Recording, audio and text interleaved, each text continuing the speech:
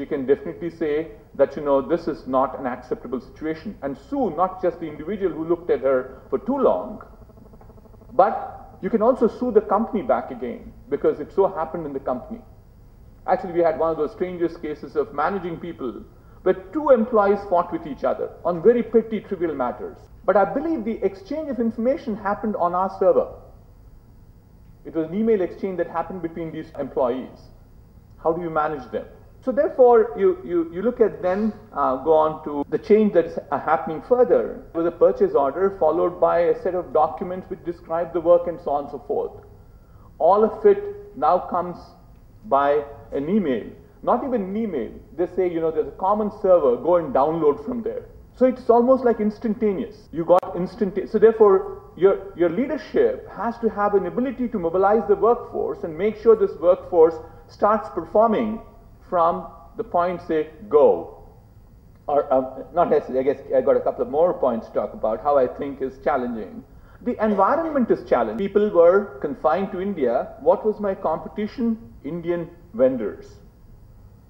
Today, pardon me, I'll probably bring more amount of examples from the IT industry, that's where I come from, who are my competitors? It's global. There can be a competitor coming out of Timbuktu in no time. And that is probably one of the challenges that Indian companies find today. Because if Indian companies had cost as the major arbitrage for them to win business, today there are a number of other countries in the world which also provide cost arbitrage. So therefore, unless companies can change in making sure that they can compete by innovating. So therefore, the challenge back to the leader is that he creates an environment which can innovate much faster. List goes on endlessly to me, but you look at some more attributes that you see to manage people at this point of time as leaders. You certainly see that people like to be much more flexible. My secretary is very kind to me. He comes in time, but I have a colleague of mine who also shares the same floor with me. His secretary is at least about an hour behind schedule, and she probably lets a little bit early. But then I did have a discussion with my colleague saying that, how does this work for you? He says, look, she makes sure that first thing in the morning she finishes off all my emails before she even gets to work.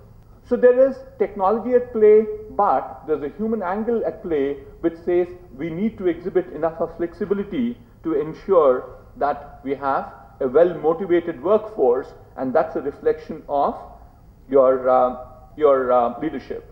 Actually, look at it in a slightly different perspective. There is blurring of personal life and your professional life.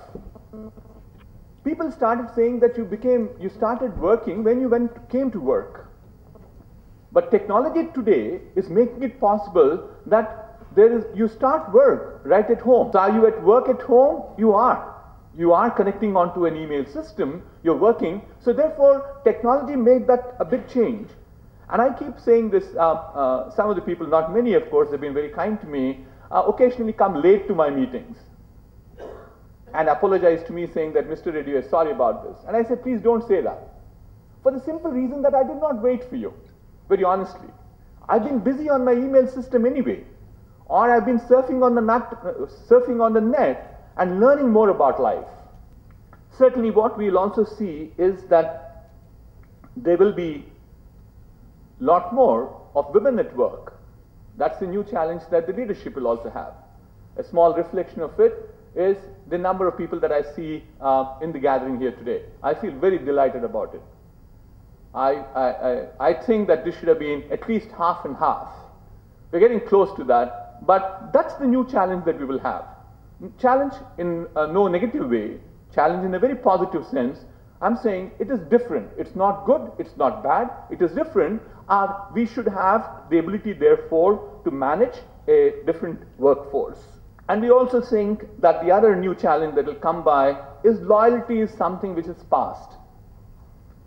In IT industry, when we started seeing this mind-boggling attrition numbers, which at one point of time in BPO industry was as much as 50%, Or people said, no, no, no, loyalty is not a part of IT industry, loyalty is only for army. That's what seriously I heard this youngster saying this. But today that is a part and parcel of life. It has become something that we all have to cope with, and we cannot be assured that employment is lifelong. Both ways. It's the employee's prerogative. So also it's the employer's prerogative. That is how I guess the Western world has definitely moved so rapidly forward.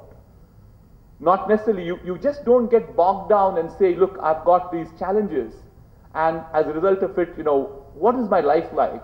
No, challenges are there for people to be there. I keep saying this. If I come to work because I know there's a challenge. Workforce, workplace, workflow, global environment, the demographics, all of these will make a big change leaders.